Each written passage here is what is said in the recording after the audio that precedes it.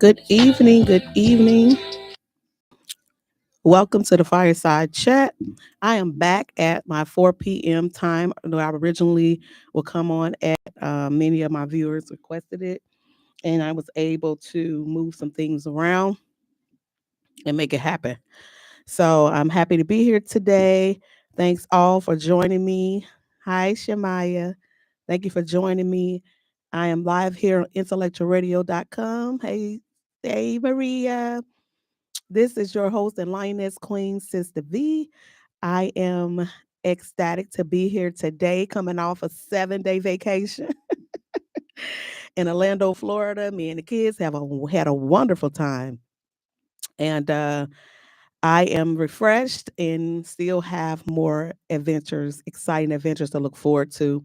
But here we are today. This is Sunday, July 21st, and I wanted to deal with the topic today, fear. I want to deal with fear because, first, in my own life, some things that I had to overcome. I had to fear challenge me in some areas, and if I had not confronted the fear or had I gave in the fear, I would have remained stagnant in my life, in my walk. So I just wanted to touch on that today. There's a lot going on in the land, and people are afraid. They're afraid of the political world, they're afraid of different things breaking out. And so I know that in other arenas, I'm seeing people talk about fear, but I'm going to go with the fear of vulnerability today. I'm going to go that way first because I always come from a place that um, examples in my own life, I feel like I'm more effective when I can be upfront about how I've had challenges with being vulnerable, and that where fear has locked me in a way that kept me from communicating my needs. A little bit of pride too, a little bit of pride, but sometimes we fear being vulnerable and not knowing how to be vulnerable or even having a safe place to be vulnerable. I just want to go down a journey, and also this will be my first time sharing about my hearing impairment on my show. It's a journey I've been on maybe over the last year with overcoming the shame of it, overcoming um, some hurts and different disappointments that's been attached to it because I was afraid to speak up, and I locked up in shame, and I did not want to communicate my needs to others in the fear of it not being received correctly, in the fear of someone not caring enough about my needs. So the fear that came over me, it was connected to childhood hurts because some things I had experienced with having this impairment, a hearing impairment. I'm going to talk about it a little bit. And just to try to, I'm always keeping people in mind because from day to day, we all have struggles. We have struggles. And sometimes we don't talk about them. Sometimes you will get answers from other outlets about what you go through, what your challenges are, how to overcome them. And sometimes it is the challenge within you to be strong and courageous enough to confront the very thing that's inside holding us back. Oh, I see you was able to get in, huh? Diamond Court. Thank you for joining me this evening. So I wanted to talk about fear today. Um, I did write down the definition of fear. One second. I wrote it down because sometimes when we read a definition of something, it'll give us a greater understanding. So I wrote down a definition of fear. Um, it says that fear is an unpleasant emotion caused by the belief that someone or something is dangerous, likely to cause likely to cause pain or threat. So, fear is an unpleasant emotion caused by the belief that someone or something is dangerous, likely to cause pain or threat. So, I'm going to just cover my journey real quick about how fear can manifest. It doesn't always have to be something monstrous or dangerous in a way of, violence. It doesn't always have to be a result of that. It can be something you're scared to do. It can be something you're scared to say that you need to say, something you need to uncover about yourself that you're afraid to uncover about yourself. And the fear of being threatened by a person may be come dangerous to you once they learn their vulnerability and take advantage of you. So when I was about 9 years old, uh, my hearing left my right ear. I was at a birthday party, and even though it was music going on, it was a child's birthday party, so it was not to the max like a club. It was the volume was not the speakers was not that back then. So I was about 9 years old, and I'm sitting at a party, and lo and behold, my hearing just left. And so I started trying different things, trying to see if it'll come back, trying to make it come back on my own. Um, it just would not return. So, of course, my mom ended up taking me to a doctor, and the doctor began to examine my ear and do tests and say, "Hey, we don't understand why she's not hearing. It's nothing blocking her eardrum. We don't physically see anything that could cause her to lose her hearing." So the other option they offered my mom was, you know, well, maybe you should let us take a look, like go in there and try to operate and see what we can find. And my mom was not in agreement with them going in without a clear agenda on what they was getting ready to do. So she denied that. She did not accept that. But in not doing so, um, or that was her decision, and I don't blame her. But later on in life, it caused me to struggle because back then, I don't remember receiving a diagnosis because there's different types of hearing loss. I suffer from single-sided deafness, and I was diagnosed in 2020 with sensory neural hearing loss. And so what that is that the auditory nerve that's connected to my brain is damaged, so it's unable to send sound. Now, they say the cause of this could be sickness like mumps or a blow to the head, like some type of trauma, or something like that, like an impact, like a clash, and like maybe football helmets or something, would cause me to go deaf. Now, if I did fall and hurt my head or something, I don't remember it, but I do remember having mumps as a little girl, and I'm not sure if that played a role in it or not. But what I do know is, as a child, I lived in a different world from everybody else. And as an adult, I live in a different world from everybody else. And so, what has um, the courage that it took to talk about it, even though to somebody else it may feel like, oh, that's not that bad, or that's not, you should be able to talk about that. Well, not really, because being teased and different things growing up, you may experience being teased about something, or, when I was younger, people would call me weird. Um, they would say things to me that made me assess the environment as unsafe and say, I won't share nothing else. I'm not going to tell you nothing else that I'm struggling with. And I think that happens to us too with different things. Regardless to what it is, it's a we all need a place to say I need. And sometimes we're afraid to say this is what I need. And that was my struggle. It cost me relationships, it cost me um different things, not having the courage to communicate my needs. It damaged some relationships because I felt threatened by the response. I felt like the response will cause me to feel threaten in a way and make me not want to communicate what I need. I didn't want to be vulnerable because I didn't think that I was safe enough to be vulnerable. And even a little bit of time that I did throw out some type of vulnerability, it seemed like it quickly was dismissed or forgotten about. So, you get tired. Eventually, I got tired of constantly saying, this and that. And I just it caused me to kind of pull back and not just not be bothered overall with anything and anybody.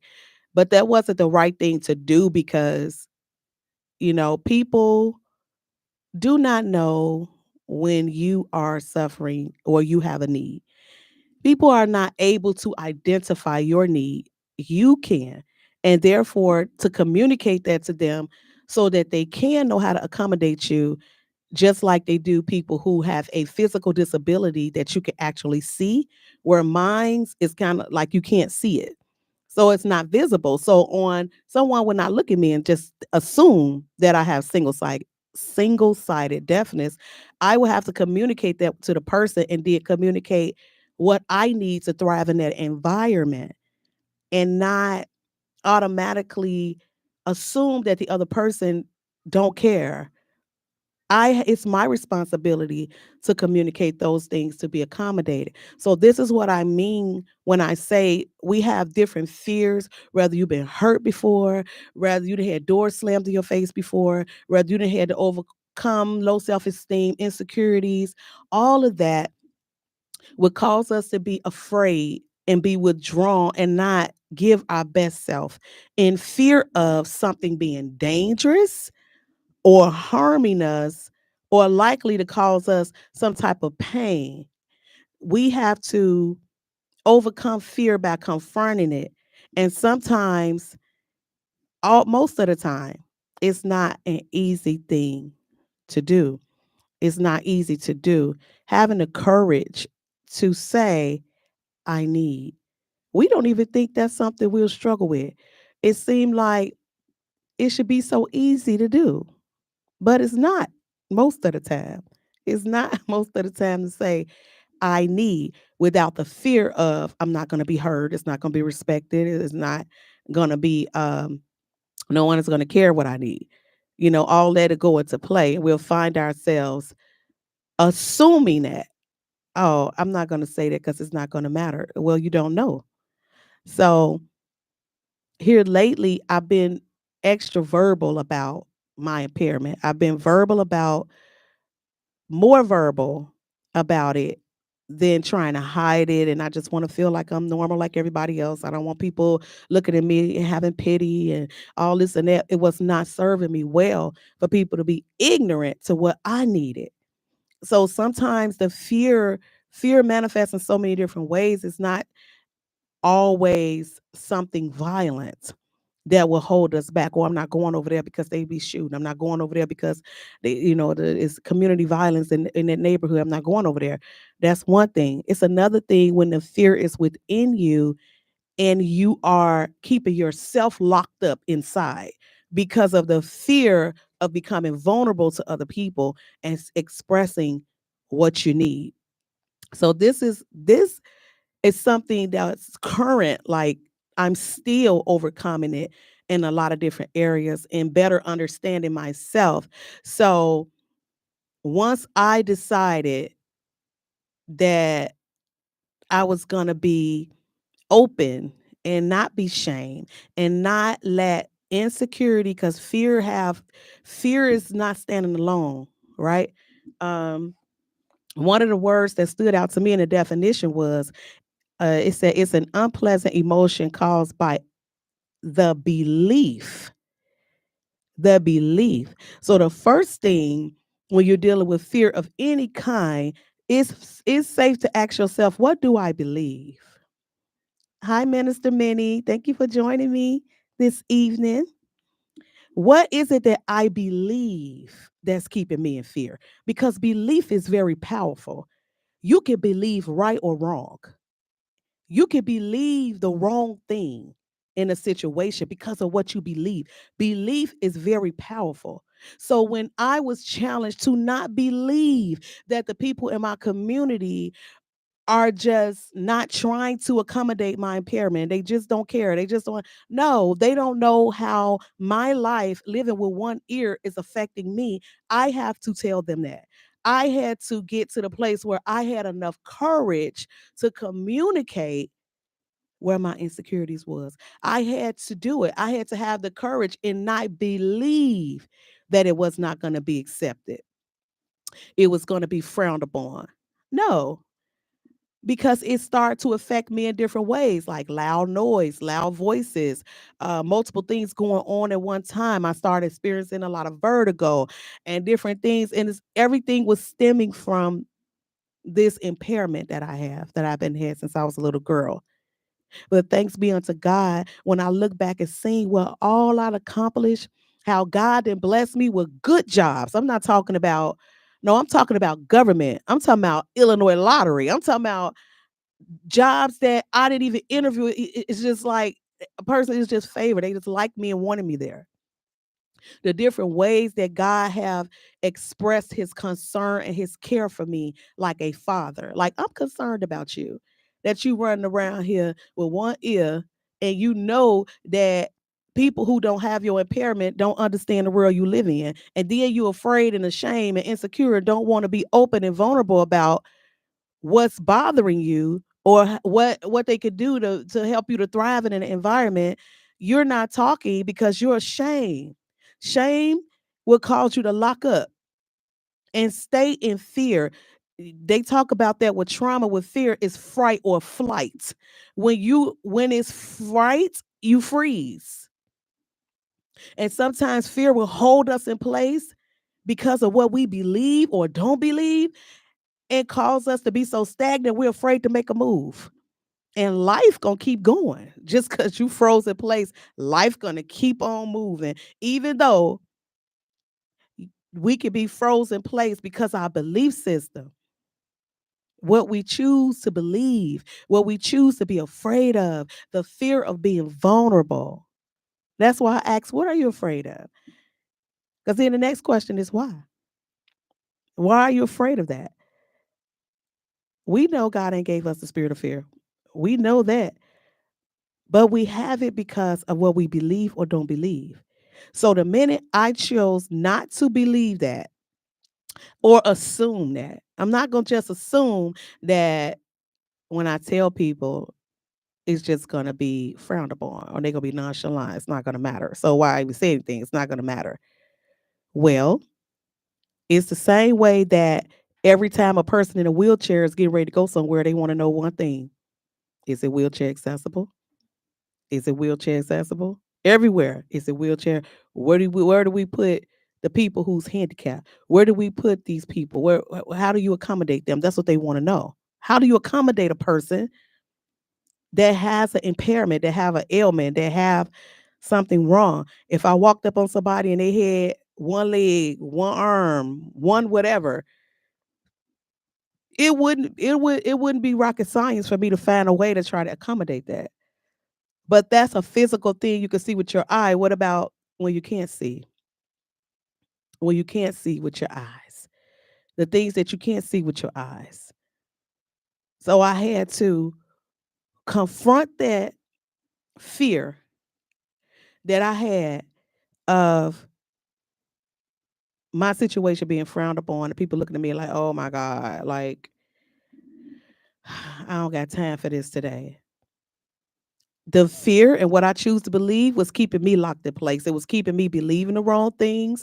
It was keeping me from communicating with people and giving them a chance to see how can they help me. So I asked, what are you afraid of? What is it that you want to do that you're not doing because you're scared? Because of something somewhere in there, you believe there's a threat somewhere. It's going to bring you some type of pain. It's going to bring you some type of disappointment. Somewhere in there, you don't believe that it's going to be a positive outcome. You don't believe that. A lot of it's the same way with relationships. Some people get in a relationship or a marriage, it don't work. Now, when you see it again, you totally shut down. Nope, because you believe it didn't work the first time and it ain't going to work the next time. At some point, we have to get to a place where we decide that fear is not going to hold me bound. I'm not going to allow fear to conquer me in a way that I can look back 10 years and say, man, I could have did X, Y, and Z. But I didn't because I was scared. I'm scared of a person. I'm scared. I'm scared this person is going to look at me some type of way. And that's not even your responsibility to worry about what that person is thinking about you. Because the thing of it is that you can't control it anyway. As much as you can try to please everybody and appease everybody, it's not going to happen. So when you can imagine what I went through when God started dealing with me to do this. And I am disqualifying myself based on my own negative beliefs about myself. It had nothing to do with people. I wouldn't have never stepped out to do this had I not began to battle and confront the fear of what could go wrong. He already knew everything that was wrong anyway before he asked me to do it. He already knew I had a hearing impairment. He already knew that it affects my speech sometimes. It affects me in different ways that would cause me to look at this and say, I'm not gonna do that. Oh, I'm gonna look stupid. I'm gonna sound stupid. And this, what if this happened? What if this go wrong? And it is gonna go wrong. And you are gonna make mistakes. And yes, it's very true that you have these ailments and these things wrong. But what if I had to let that lock me in? I wouldn't experience 25 shows or whatever. And I didn't even think that I could, let alone be this far ahead. I didn't even think I could. So I say that to say, what is on hold? Whatever you're afraid of, what are you holding up with your own fear? What is it? I'm too big, I'm too short, I'm too this, I'm too that, I can't hear, I can't see too good, I can't. What is it that's making you believe that you cannot do something that's in your heart to do because you believe that you can't because of this and that and this and that? And it's just not that. I'm so grateful when I look back like, man, God, I was scared. I was so nervous for the purpose of messing up. The truth is, you're going to mess up. The truth is, you ain't going to get it right all the time. The truth is, whatever your vulnerability is, you don't have to be afraid to address that vulnerability. It's okay to say, I need help. I don't understand. The pride within us will cause us to struggle in that area because there's a sense of trying to protect self. I got to protect myself. I got to protect, well, you can't protect yourself from people's thoughts because you can dot all your I's across all your T's and people still gonna be people. As as Pastor Donnell would say, people be peopling. They be peopling. And they not gonna stop peopling. So what's the first thing I need to do? I need to be courageous. I need to grab some courage from somewhere, even if I have to get a support system. My support system has blessed me since became a part of I became a part of a group on Facebook that suffer from single-sided deafness or some type of hearing loss. And I can't even explain the way it has blessed my whole life just to know I'm not alone. There's people like me. There's people like me that have the same struggles I have, you know. And now the more I communicate and listen to others, it calls me to have even more courage. Cause I'm like, I'm not living alone with this. I'm not living alone with this ailment. Some people ailments are not visible. Some people ailments are not visible. I will say it's not fair to just judge people off of a glance. And you assume you know why they behaving like that. We assume that sometimes. I always say people assume because they don't want to be wrong. It's safe to just assume than to ask because if I ask, I could be wrong about what I'm assuming. You don't have to be right. Just because you look at a person, some people got issues we can't see. Some people suffer with PTSD. Some people suffer with depression. Some people are suffering with mental illnesses that manifest in different ways.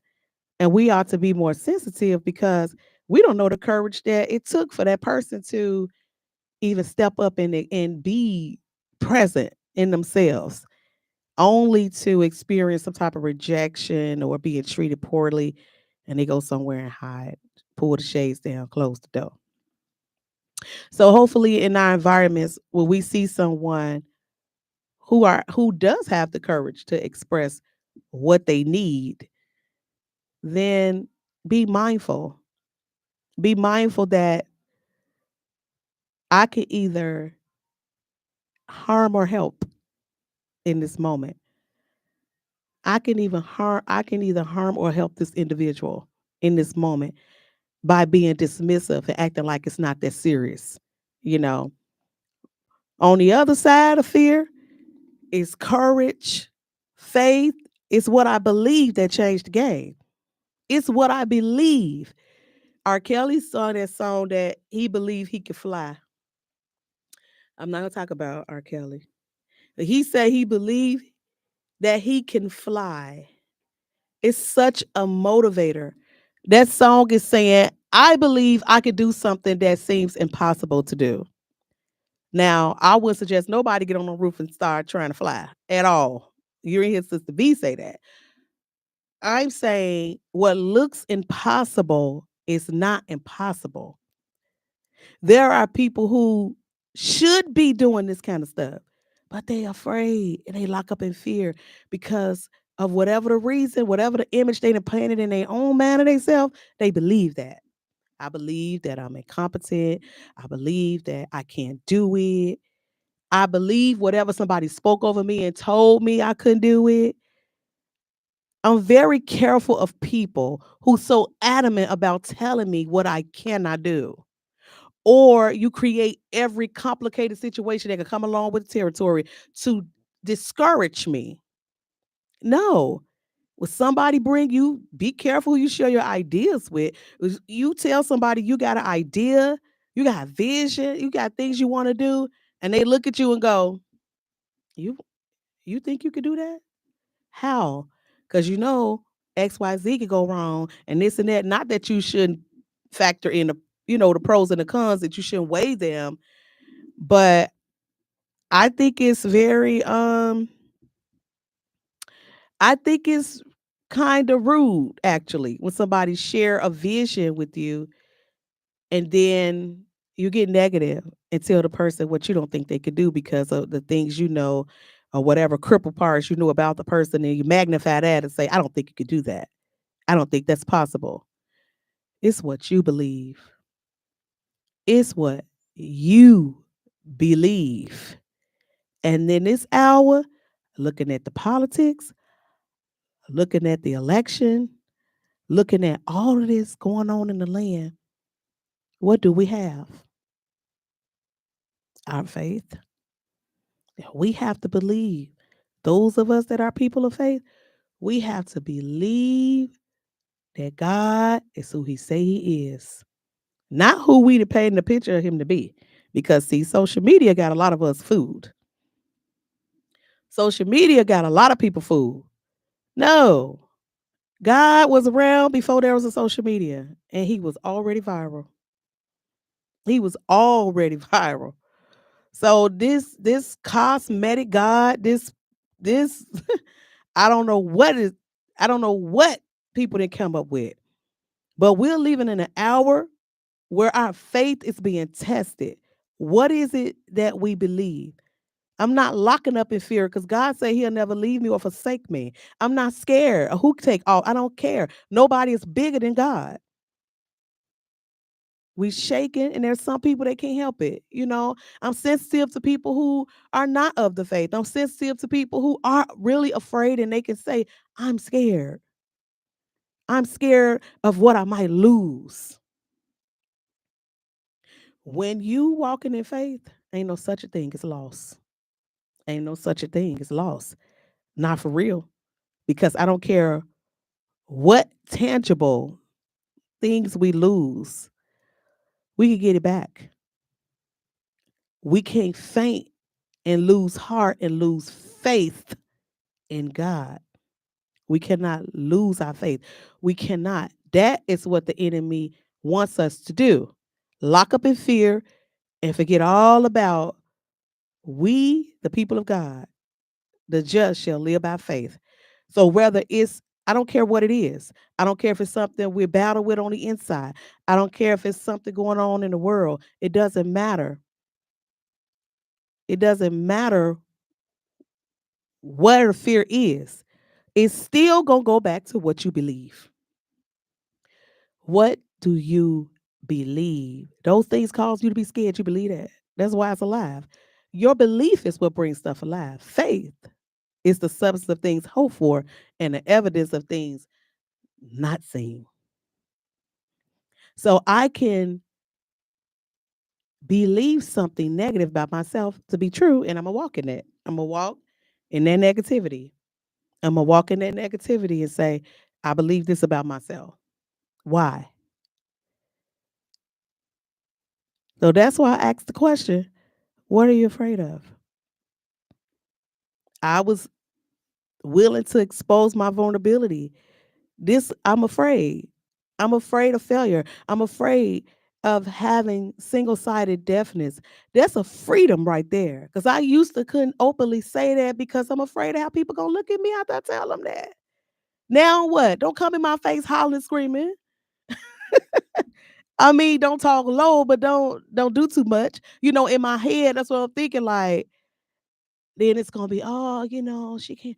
It's just something that is a damper. Like, oh, they know this about me. No, I had to get some courage. Like, yeah, this is that, and this is what I need, and this is how I need to be accommodated. And this is what I cannot do. I don't like to do this. I don't like to do that because of this reason right here. And I have to be honest and tell the truth. You know how many people that are held up in their life because of stuff like that? You know how many conversations I sit in and I look at folks and they're afraid to look at themselves. They're afraid of themselves. I used to be afraid of myself too. I used to didn't like myself after going through domestic violence. I hated to look in the mirror. I hated for people to tell me they love me. I didn't want to hear that, not even from my own mama. I didn't want to hear that because I believed that I wasn't a person that should be loved based on how I was handled. And this is stuff that is locked up on the inside of people and they're afraid to say it and be vulnerable about how they really feel and what's really in there. Now, we know we can't do that with everybody, but you got to have somebody that you can be vulnerable with. I can't say express that enough, or you can say, I need, I feel, this hurts. I don't like this. This makes me feel this way. I don't like for you to say these things to me. Don't handle me that way. Don't do it. I don't like when you said that to me. We can't be always thinking stuff is a demon or a devil or evil spirit. No. Sometimes you just need to say what it is and not hide it. Because what the enemy loves to do is work on what we hide and cover up. So if I feel bad for people who don't have nobody. You get some people say, I don't have nobody. And you thinking, how could you say that? And you got family. When people say that, I understand. I don't feel like I don't have nobody. I don't feel like I don't have nobody. You don't have nobody in that circle. And sometimes in our circle, we cannot find somebody who is for us, really. And so that causes us to retreat and be alone. Or for some people, they go looking for it in all the wrong places. Love, attention, somebody they could talk to that's going to take advantage of their vulnerability and lead them all the way wrong because they trust that trust. That trust is so important. It's so important to trust somebody. What are you afraid of? Are you afraid of vulnerability? Is there somebody you could trust? Do you have a person other than a doctor that you can go to and say, I need this from you? I'm convinced that sometimes we're afraid of connection. I look at so many people like some folks shocked when they find people who do give an ear and say, what can I do to help you? What's wrong? Do you need help? That's a word you don't hardly hear. Do you need help? What? No. If I do need help, I'm not gonna tell nobody I need help because I don't want nobody to think I need them. Because if you think you need, I need you, you're gonna treat me different. Now I got to deal with that. I got to deal with the fact that yeah, you helping me, but you got your foot so far down on my neck, I can't hardly turn it. That's not help. I always say help don't hurt. Help ain't supposed to hurt. Appreciate the help. Somebody helping you on the other end of that, appreciate the help. But if somebody is vulnerable enough to let you know, I need help. That's not an opportunity for you to get a leg up on them or a hand up on them. That's not real help. That's a prison. That's a prison. So that's why I asked, what are you afraid of? What is it that's got you locked up and not wanting to move? The fear, disappointment, all that. It's not going nowhere. It's real. It's not going anyplace. It's there and it's going to always be there to challenge you to see what are you going to believe though? What you going to believe? You going to believe that? No. So be encouraged today, y'all. I don't feel long-winded today. I really don't. Um, I just wanted to, first of all, share my vulnerability because it helps me the more I talk about it. The more I talk about it, the more comfortable I get talking about it. And it's been a long time. It's some people that's been knowing that since I was a kid and forgot about it because I don't carry myself like I had it. I don't act like that. I don't have nothing on my head. I don't have nothing, you know, I don't have nothing visible for people to see to remind them that I have single sided deafness. In certain situations, like movie theaters, concerts, different places where it's loud, and I'm forced to say, I don't hear you. Yeah, I can't hear you, you know. But on a day to day, you gonna hear me talk about that. You know all the office jobs I'd have had. You know how jealous I am of people who can take a phone from one ear and put it on the other ear. I'm so jealous. Like, oh my God. To others, that's nothing. To me, that's like really, man, must be nice.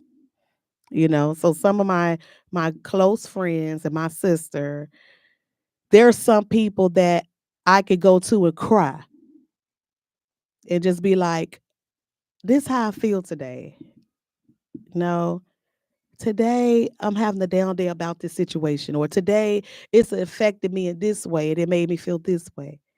I don't ever want to be without somebody like that. I don't ever want to be without somebody other than a parent, because parents at some point, they leave and there's no one will ever take their place. But I'm a person that believe in constantly building good relationships because people die or they move away or their life changed. And sometimes do you not know we'll hold people hostage because we know we need them, and we'll do little things to try to manipulate them staying around us because we don't want to trust nobody. Ooh, yeah, somebody just, yeah, we'll do that. We will be manipulative to folk that we know we need and we trust them so much, and we know they're not replaceable. So we'll be very manipulative how we move to try to keep them in our life for our own comfort because we fear building new relationships. We fear connection in that way. So I say, what are you afraid of? Past some you see within yourself. What are you afraid of? What's keeping you from moving in the things you want to move in, doing some of the things you want to do, saying some things you need to talk about, some things about yourself that you need. Well, get a therapist. That's nice, but you don't live with them and they not around you every day. A therapist shouldn't be the only person that you could go to and talk about things like that. Relationship building is a skill that you learn over time. Let us be more apt to want to build relationships, want to build connection so that we won't feel like we're alone in the world dealing with difficult things. Ask yourself, what is it that I'm afraid of and why? Am I afraid of vulnerability? Am I afraid to talk about things, have hard conversations? What am I afraid of that's keeping me locked up and frozen in place in fear? And what is it that I believe about myself that's then brought that to life? What negative beliefs do I need to dismiss about myself that's causing me to believe that thing and it's my truth, but it's really not the truth? It's really your lack of courage to confront the things that keep you from moving forward. I just wanted to share that today. That was what was in my heart today. Fear. Fear. I would encourage you to believe. Believe the impossible. Believe that you can do it.